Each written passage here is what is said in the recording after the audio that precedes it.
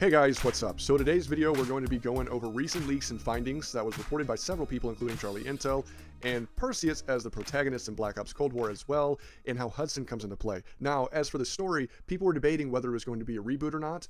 We were under the belief that it was a reboot of Black Ops 1 based on reports we got all the way back last year, but Jason Schreier, Okami, and Long Sensation are claiming that it is not a reboot, and this brought me back to last year's debate on Modern Warfare if it was going to be a reboot or not, and people then claimed that it wasn't going to be a reboot even though it was called Modern Warfare, not Modern Warfare 4, and then they said, well, it's a soft reboot. So my assumption was, oh well, it's a reboot, but it's a soft reboot, and maybe that's why they're saying that it's not technically a reboot, basically assuming history was repeating itself, but it's looking like it may be a direct sequel to Black Ops 1, possibly erasing the storyline of Black Ops 2 and so on.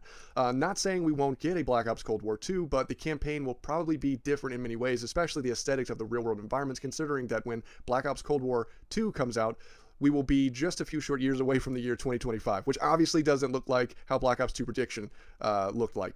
Also, Modern Warfare and Black Ops Cold War are now within the same universe, so any story taking place in the modern day will obviously involve the characters from Modern Warfare possibly implementing cameos of characters like Woods and Mason in their older age, creating one clear timeline.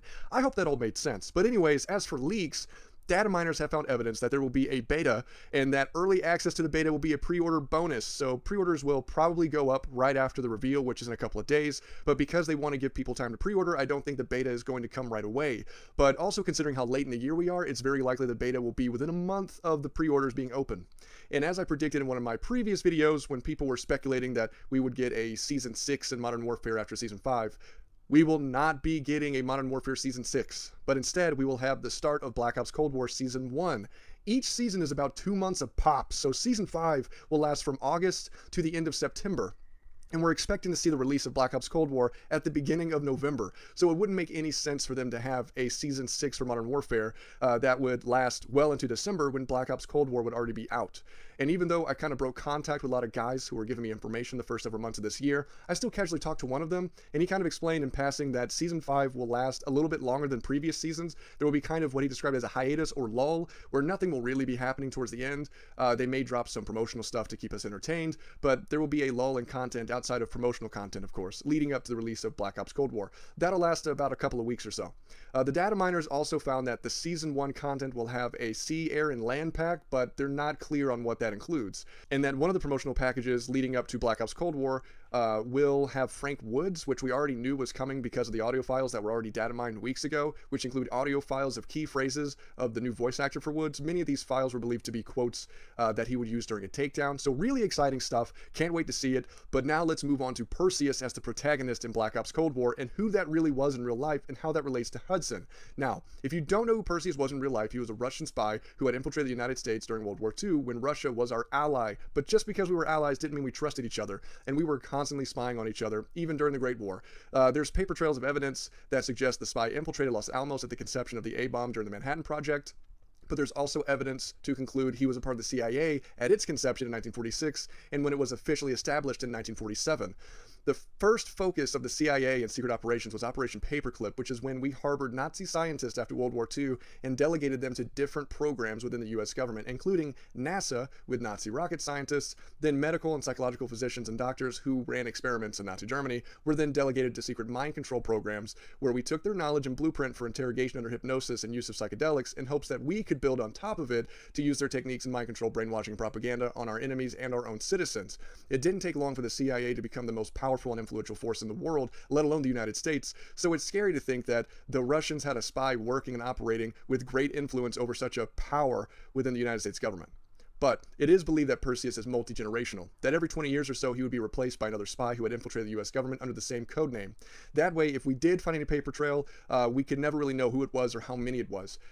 Near the end of the Cold War, several Soviet KGB defectors came out against the Soviet agenda, warning the US that certain plans had already been implemented in the US government and into the public, that steps within the mission given to Perseus were already being accomplished and fulfilled right before our eyes. Also, at the end of the Cold War, the United States came in possession of documents that they used in their investigation to try to track down Perseus, a spy in which we had almost no knowledge of until we became in possession of such documents.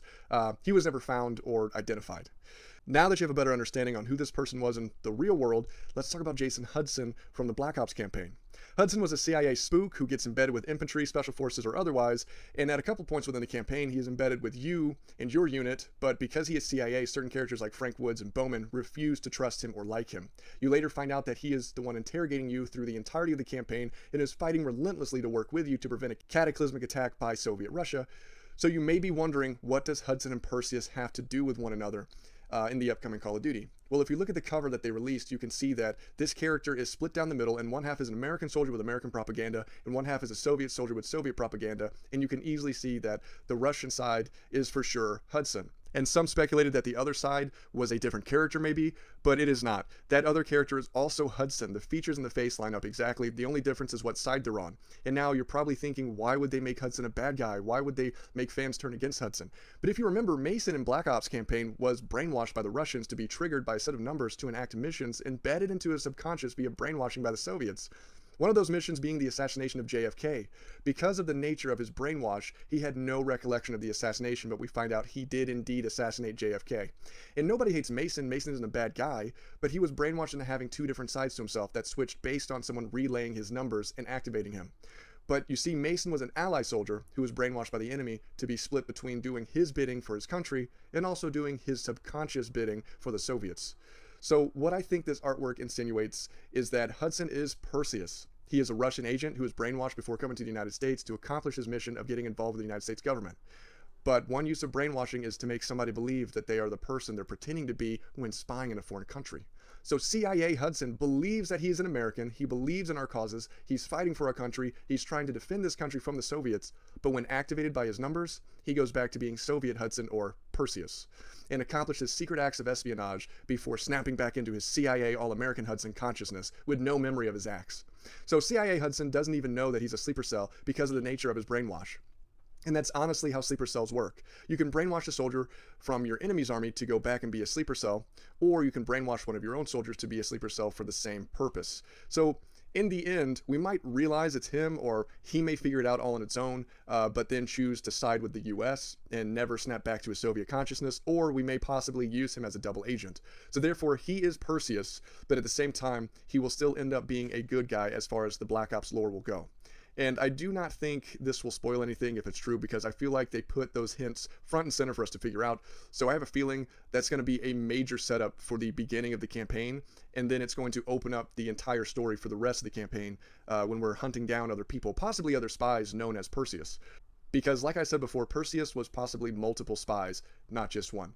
But anyways, we'll get to see the campaign trailer with some gameplay in a couple of days, and then possibly multiplayer reveal at Gamescom, which will be nice, and I'll be sure to cover both of those. So anyways, I hope you like my video. Please be sure to like, share, and subscribe. Comment down below, keep the conversation going, and I'll catch you guys next time.